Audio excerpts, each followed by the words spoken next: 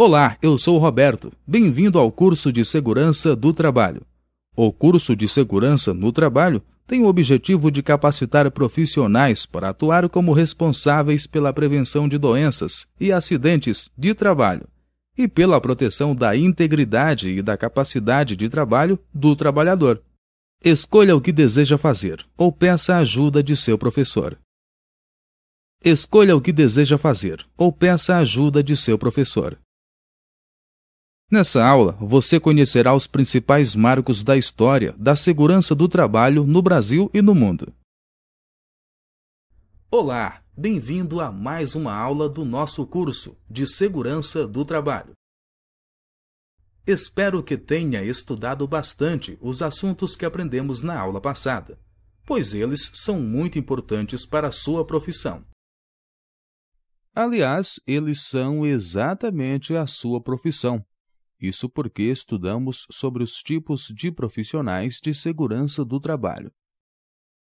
Você conheceu detalhadamente quais são as atividades desempenhadas por cada um dos profissionais de segurança do trabalho. Esses profissionais, isto é, o técnico, o engenheiro, o médico, o enfermeiro e o auxiliar de enfermagem, possuem funções diferentes, mas todas elas se complementam e visam a qualidade do trabalhador em seu ambiente de trabalho. Após conhecermos esses conceitos, e antes de nos aprofundarmos sobre os assuntos relacionados à sua profissão, é importante que você conheça um pouco mais sobre a história da segurança do trabalho. Desde que o ser humano surgiu na Terra, ele precisou trabalhar para poder continuar a viver. No início, ele sobreviveu extraindo da natureza aquilo que ela poderia fornecer, ou seja, alimentos, frutos e outras plantas. Abrigou-se em cavernas, confeccionou roupas de peles de animais mortos e, bem mais tarde, desenvolveu a arte da caça. Quando o ser humano começou a ter necessidade de produzir mais alimentos, iniciou a fase da agricultura e, consequentemente, o trabalho começou a ter que se organizar e a se intensificar. A informação mais antiga sobre a preocupação com a segurança do trabalho está registrada em um documento egípcio. O papiro Anastácio V contém escritos sobre a preservação da saúde e da vida do trabalhador, e descreve as condições de trabalho de um pedreiro. Em 2360 a.C., ainda no Egito, uma rebelião geral dos trabalhadores, iniciada nas minas de cobre, demonstrou ao faraó a necessidade de melhorar as condições de vida dos escravos. Foi o Império Romano que se empenhou no estudo da proteção médico-legal dos trabalhadores e desenvolveu leis para garantir o seu cumprimento.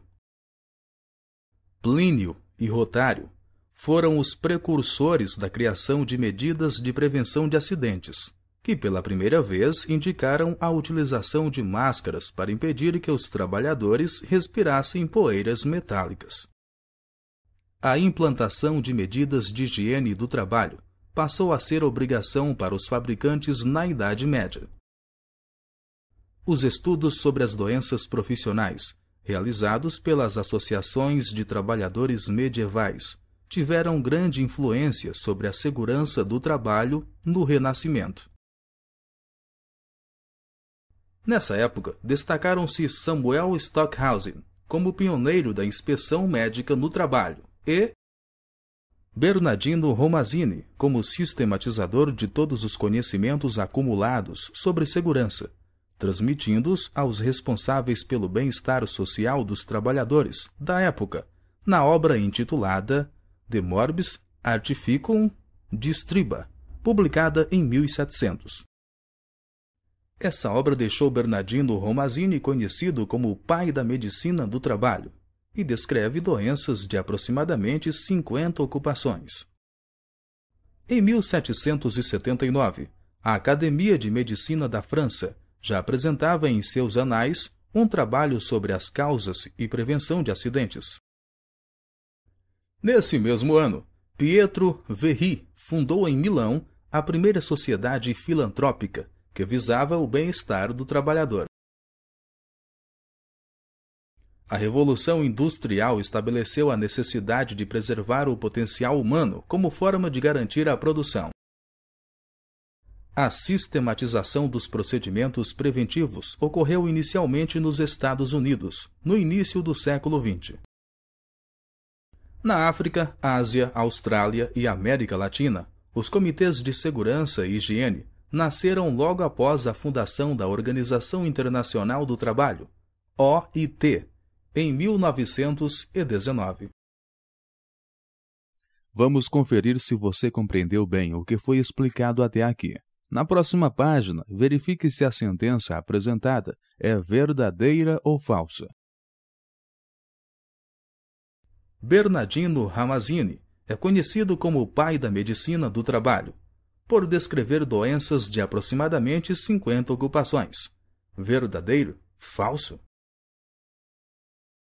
Resposta correta. Clique sobre o botão Continuar para prosseguir. Isso mesmo, essa afirmação é verdadeira, como aprendemos há pouco. Vamos continuar a conhecer mais alguns detalhes sobre a história da segurança do trabalho. A doença ocupacional, antes de possuir essa denominação, é descrita desde a antiguidade. Podemos citar como exemplos Hipócrates, que descreveu o quadro clínico da intoxicação saturnina, Plínio, que apresentou o aspecto dos trabalhadores expostos ao chumbo, ao mercúrio e a poeiras. Agrícola, que escreveu sobre a asma dos mineiros, hoje chamada de silicose, e Paracelso, que registrou a intoxicação pelo mercúrio. Contudo, até o início da Revolução Industrial, que durou de 1760 a 1850, existem poucos registros de acidentes e doenças provenientes do trabalho, pois, nessa época, o trabalho escravo e manual era predominante. Com o surgimento da máquina a vapor, a produtividade aumentou e o trabalhador passou a viver em um ambiente de trabalho agressivo, originado por vários fatores, como a divisão de tarefas e a concentração de várias pessoas em um mesmo local. Nesse ambiente, os riscos de acidentes e doenças provocadas pelo trabalho começaram a surgir rapidamente. Assim, a Revolução Industrial gerou novos e graves problemas, tendo um papel de destaque na mudança das condições de vida social e de trabalho. O desenvolvimento da produção em série evidenciou a fragilidade do homem na competição com a máquina. Juntamente com os lucros crescentes e a expansão capitalista, também aumentava a miséria, a quantidade de doentes e mutilados, de órfãos e viúvas, nos terríveis ambientes de trabalho. As condições de trabalho eram péssimas, as doenças e os acidentes eram numerosos, as jornadas de trabalho eram excessivas, 15 a 16 horas diárias, o ambiente era fechado e as máquinas não possuíam nenhuma proteção. Além disso, as doenças infectocontagiosas também eram disseminadas em grande escala. Essa situação provocou reações por parte dos trabalhadores, originando diversos movimentos sociais que influenciaram os políticos e legisladores a criarem medidas legais. Em 1833, foi definida a Factory Act, Lei das Fábricas, a primeira legislação realmente eficiente no campo da proteção ao trabalhador. Essa lei, criada pelo parlamento inglês, proibia o trabalho noturno aos menores de 18 anos e limitava a jornada de trabalho em 12 horas por dia e 69 semanais. Além disso, essa lei determinava que as fábricas deviam ter escolas para trabalhadores menores de 13 anos e que a idade mínima do trabalhador era de 9 anos. As primeiras leis de acidentes do trabalho surgiram na Alemanha, em 1884, estendendo-se logo a vários países da Europa. Essas leis chegaram ao Brasil apenas em 1919, através do Decreto Legislativo número 3.724, de 15 de janeiro de 1919. Com a criação da Organização Internacional do Trabalho, OIT, pelo Tratado de Versalhes, as normas sobre proteção à saúde e integridade física do trabalhador ganharam força, colaborando muito na prevenção de acidentes e doenças de trabalho. Antes de prosseguirmos, vamos verificar a sua atenção. Decida se a próxima afirmação é verdadeira ou falsa. A Revolução Industrial amenizou os problemas de acidentes e doenças do trabalho. Verdadeiro? Falso? Resposta correta. Clique sobre o botão Continuar para prosseguir. Excelente! Essa frase é falsa, pois aprendemos que a Revolução Industrial gerou novos e graves problemas à segurança e à saúde dos trabalhadores. Vamos continuar. Os organismos internacionais, Organização Internacional do Trabalho, OIT, e Organização Mundial da Saúde, OMS, contribuíram bastante para o fortalecimento da medicina do trabalho. Em 1950, uma comissão mista desses dois organismos cria os Objetivos da Medicina do Trabalho. Em 1959, a Recomendação número 112 do OIT estabeleceu os objetivos e funções dos serviços médicos nos estabelecimentos de trabalho. Com base nessa recomendação, na década de 70, o governo brasileiro regulamenta a obrigatoriedade dos serviços de segurança e medicina do trabalho nas empresas acima de um determinado porte e grau de risco. No conceito antigo da medicina ocupacional, a saúde do trabalhador era entendida como relacionada somente ao ambiente físico. Isso significa que ela se referia apenas ao momento em que o trabalhador está em contato com agentes químicos, físicos e biológicos que lhe causem acidentes e enfermidades. A partir da década de 80, esse conceito adquiriu um novo enfoque, em decorrência de mudanças ocorridas ao redor do mundo. Esse novo enfoque foi anunciado nas discussões da 8ª Conferência Nacional de Saúde, na realização da primeira Conferência Nacional de Saúde dos Trabalhadores, e foi decisivo para mudanças constituídas posteriormente. Na década de 90, foi publicada a norma internacional elaborada para o estabelecimento de padrões de controle do meio ambiente, a ISO 14000. Para a área de segurança e saúde ocupacional, grandes organizações adotaram a norma inglesa BS 8800, que é um guia para o gerenciamento de segurança e saúde ocupacional. Nos dias atuais, todos os países do mundo civilizado possuem uma legislação específica de proteção ao trabalhador. Vamos fixar as informações com mais um teste. Identifique se a frase apresentada a seguir é verdadeira ou falsa. A Organização Internacional do Trabalho e a Organização Mundial da Saúde contribuíram para o fortalecimento da medicina do trabalho. Verdadeiro? Falso? Resposta correta. Clique sobre o botão Continuar para prosseguir. Ótimo! Essa sentença é verdadeira, como vimos há pouco.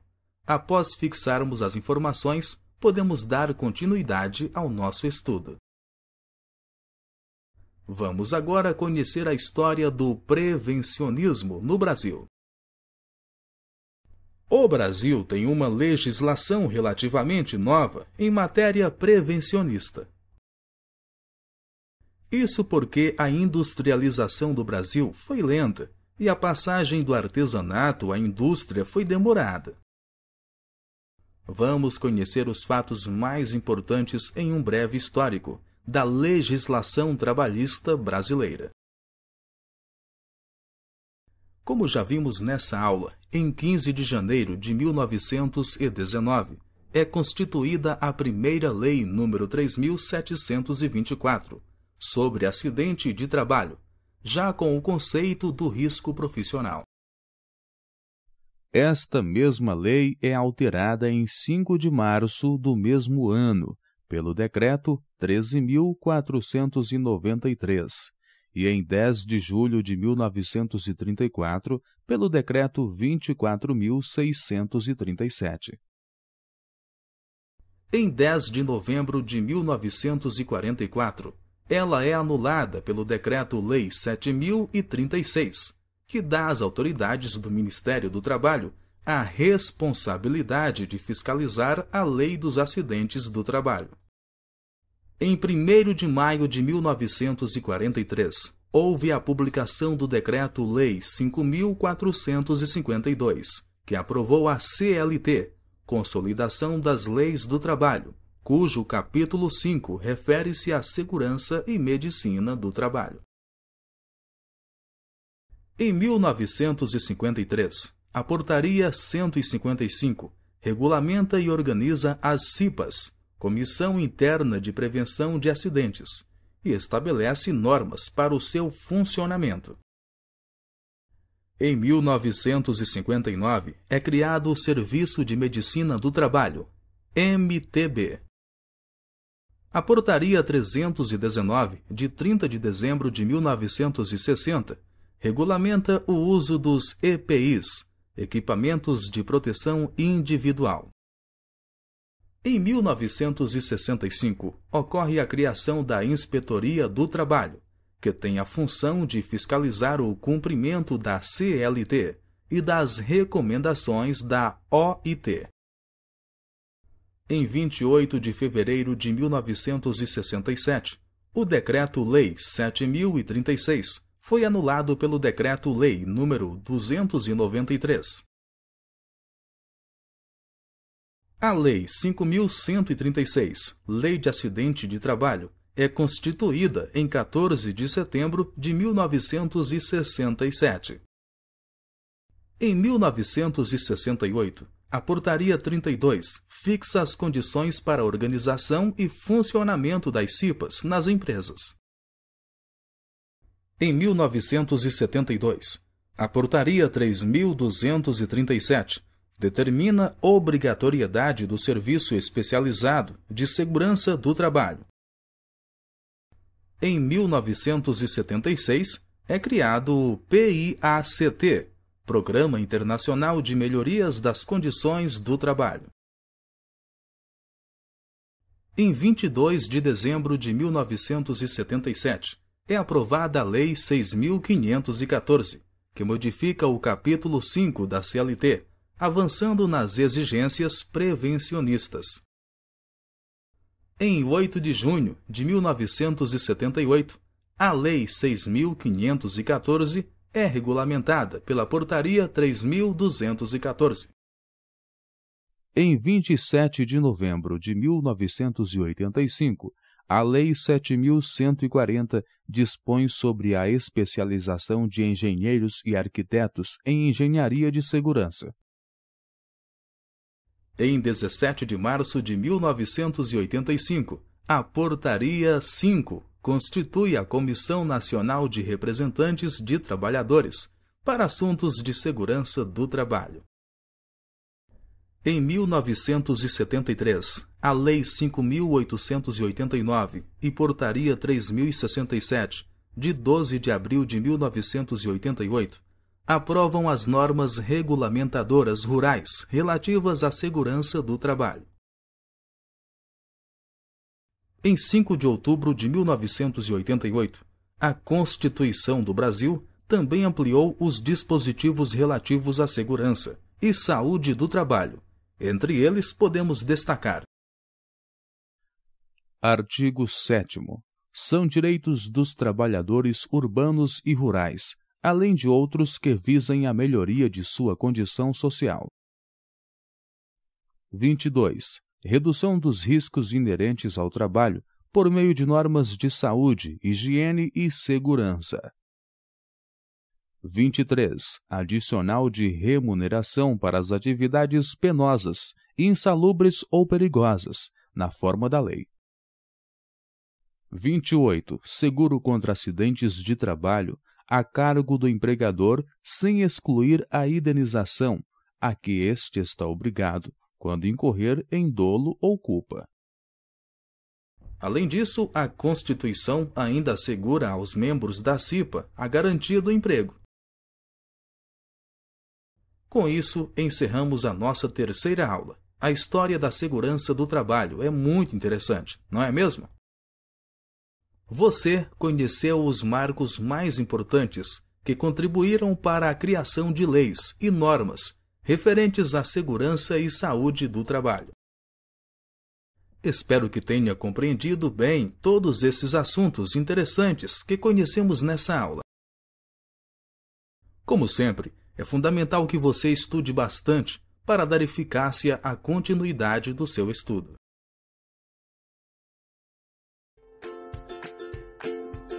Olá! Bom te ver novamente.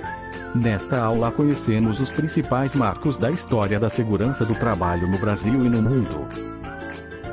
A informação mais antiga sobre a preocupação com a segurança do trabalho está registrada em um documento egípcio, o Papiro Anastácios V. Foi no Império Romano que começaram a estudar a proteção médico-legal dos trabalhadores, que desenvolveu leis para garantir o seu cumprimento. No Renascimento, começaram a estudar as doenças profissionais. Porém, a necessidade de preservar o trabalho só foi desenvolvida com a Revolução Industrial. Até a próxima aula. Chegamos assim ao final desta aula. Se você tiver alguma dúvida, reveja o tópico ou solicite a ajuda de seu professor. Clique no botão Teste de Avaliação para verificar o seu desempenho.